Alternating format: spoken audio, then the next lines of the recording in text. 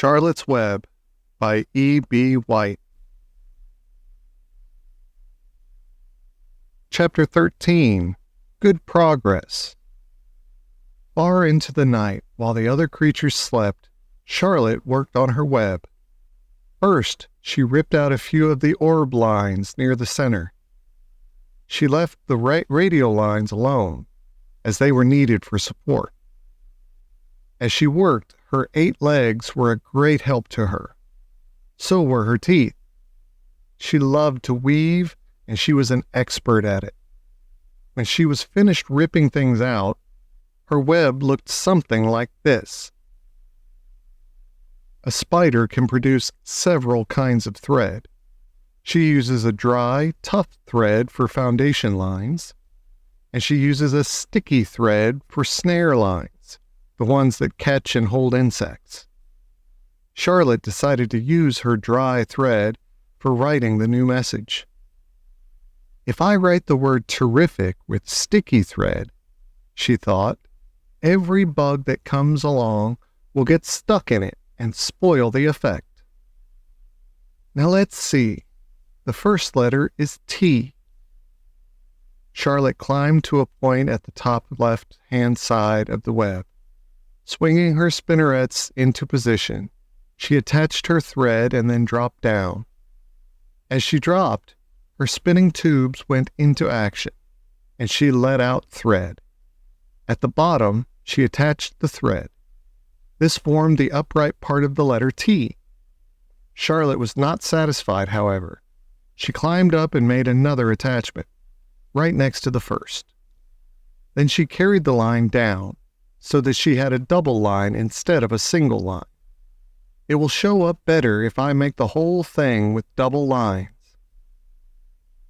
She climbed back up, moved over about an inch to the left, touched her spinnerets to the web, and then carried a line across to the right, forming the top of the T. She repeated this, making it double. Her 8 legs were very busy helping. Now for the E. Charlotte got so interested in her work, she began to talk to herself, as though to cheer herself on. If you had been sitting quietly in the barn cellar that evening, you would have heard something like this. Now for the R.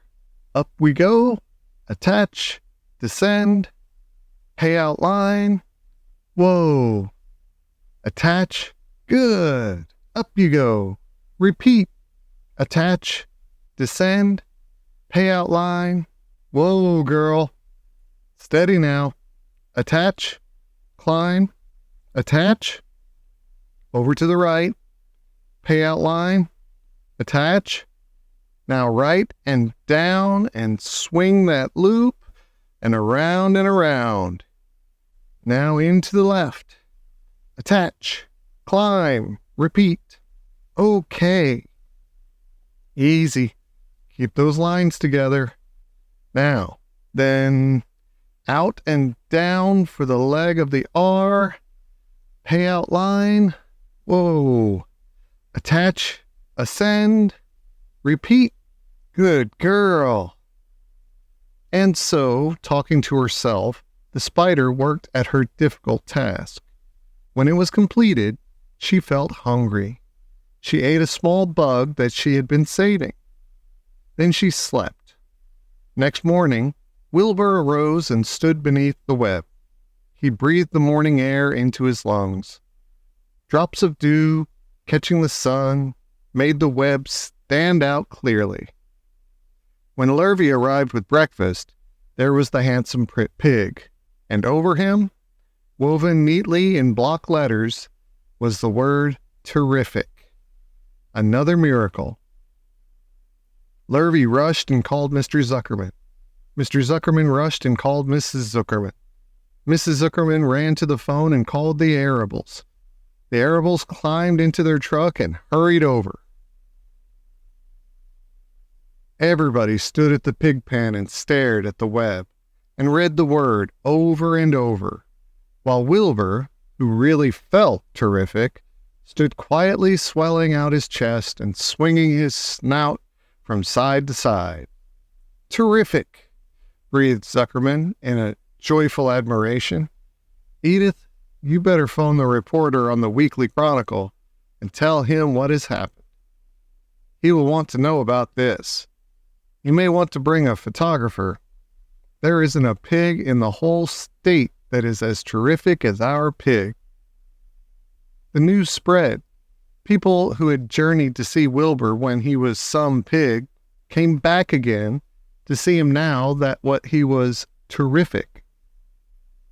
That afternoon, when Mr. Zuckerman went to milk the cows and clean out the tie-ups, he was still thinking about what a wondrous pig he owned. "Lurvy," he called, "there is to be no more cow manure thrown down into that pig pen. I have a terrific pig. I want that pig to have clean, bright straw every day for his bedding. Understand?" "Yes, sir," said Lurvy.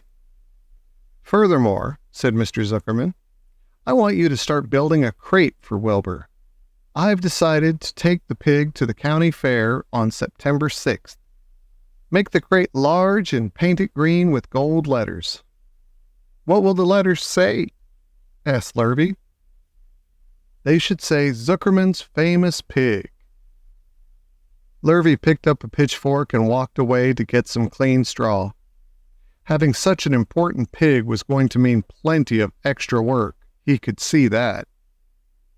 Below the apple orchard at the end of the path was the dump where Mr. Zuckerman threw all sorts of trash and stuff that nobody wanted anymore.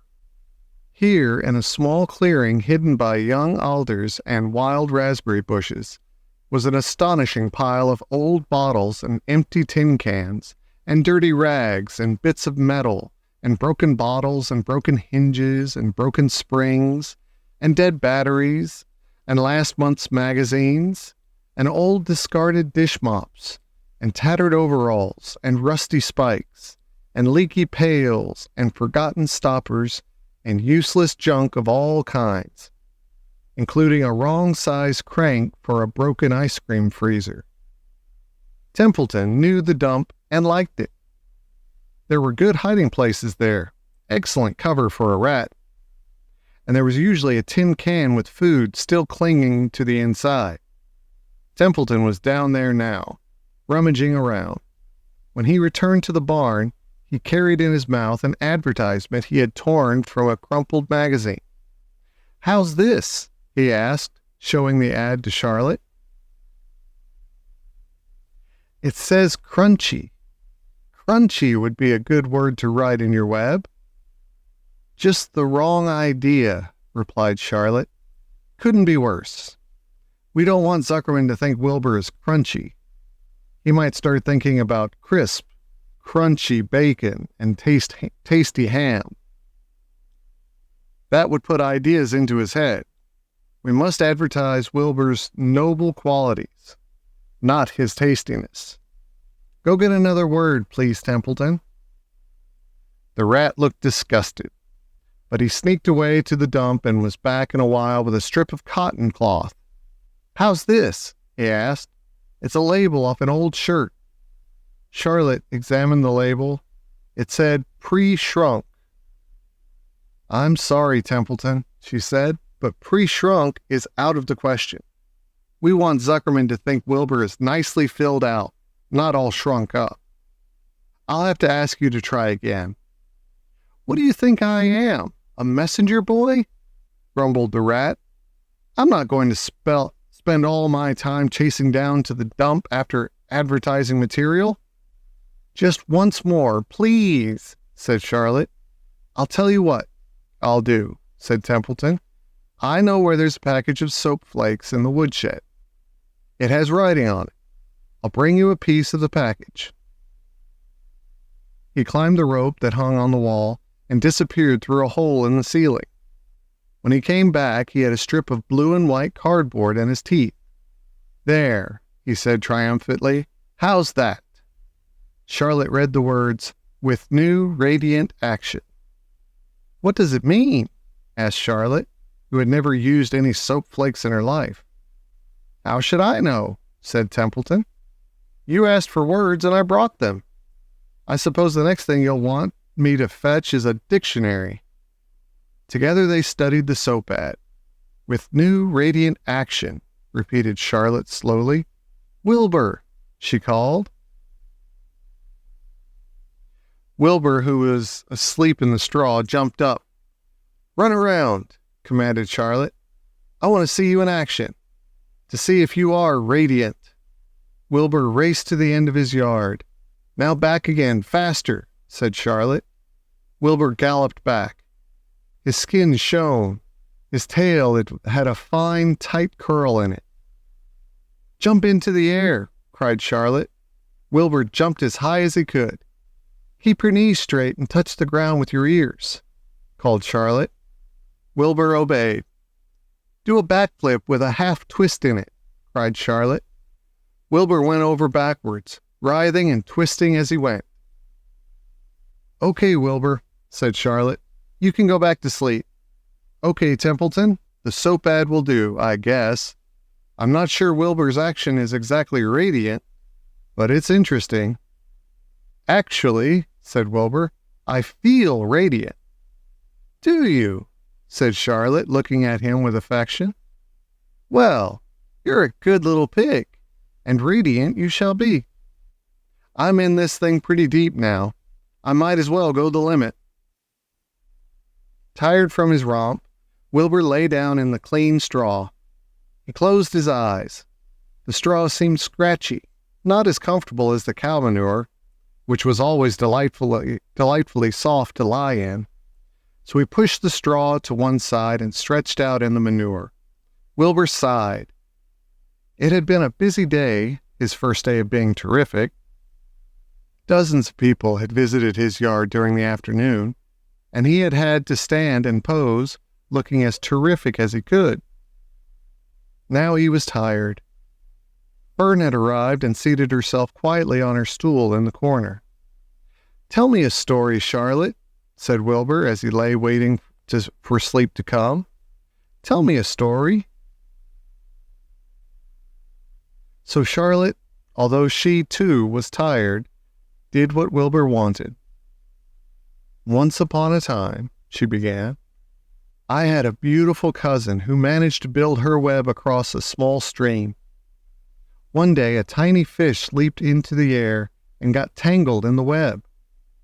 My cousin was very much surprised, of course. The fish was thrashing wildly. My cousin had hardly dared tackle it, but she did. She swooped down and threw great masses of wrapping material around the fish and fought bravely to capture it." "Did she succeed?" asked Wilbur. "It was a never-to-be-forgotten battle," said Charlotte. "There was the fish, caught only by one fin, and its tail wildly thrashing and shining in the sun. There was the web, sagging dangerously under the weight of the fish." "How much did the fish weigh?" asked Wilbur eagerly. "I don't know," said Charlotte. "There was my cousin, slipping in, dodging out, beaten mercifully over the head by the wildly thrashing fish, dancing in, dancing out, throwing her threads and fighting hard. First, she threw a left around the tail. The fish lashed back, then a left to the tail and a right to the middle section. The fish lashed back. Then she dodged to one side and threw a right, and another right to the fin, then a hard left to the head, while the web swayed and stretched." "Then what happened?" asked Wilbur. "Nothing," said Charlotte. "The fish lost the fight. My cousin wrapped it up so tight it couldn't budge." "Then what happened?" asked Wilbur. "Nothing," said Charlotte. "My cousin kept the fish for a while, and then, when she got good and ready, she ate it." "Tell me another story," begged Wilbur. So Charlotte told him about another cousin of hers who was an aeronaut. "What's an aeronaut?" asked Wilbur. "A balloonist," said Charlotte. "My cousin used to stand on her head and let out enough thread to form a balloon." Then she'd let go and be lifted into the air and carried upward on the warm wind. Is that true? Asked Wilbur. Or are you just making it up? It's true, replied Charlotte. I have some very remarkable cousins. And now, Wilbur, it's time you went to sleep. Sing something, begged Wilbur, closing his eyes. So Charlotte sang a lullaby, while crickets chirped in the grass and the barn grew dark. This was the song she sang. Sleep, sleep, my love, my only, deep, deep in the dung and the dark. Be not afraid and be not lonely. This is the hour when frogs and thrushes praise the world from the woods and the rushes. Rest from care, my one and only, deep in the dung and the dark. But Wilbur was already asleep. When the song ended, Fern got up and went home. Chapter 14. Dr. Dorian. The next day was Saturday. Fern stood at the kitchen sink drying the breakfast dishes as her mother washed them. Mrs. Arable worked silently. She hoped Fern would go out and play with other children, instead of heading for the Zuckerman's barn to sit and watch animals. Charlotte is the best storyteller I ever heard, said Fern, poking her dish towel into a cereal bowl. Fern, said her mother sternly, you must not invent things. You know spiders don't tell stories. Spiders can't talk. Charlotte can, replied Fern. She doesn't talk very loud, but she talks. What kind of story did she tell? Asked Mrs. Arable. Well, began Fern, she told us about a cousin of hers who caught a fish in her web. Don't you think that's fascinating? Fern, dear, how would a fish get in a spider's web? Said Mrs. Arable. You know it couldn't happen. You're making this up. Oh, it happened all right, replied Fern. Charlotte never fibs. This cousin of hers built a web across a stream.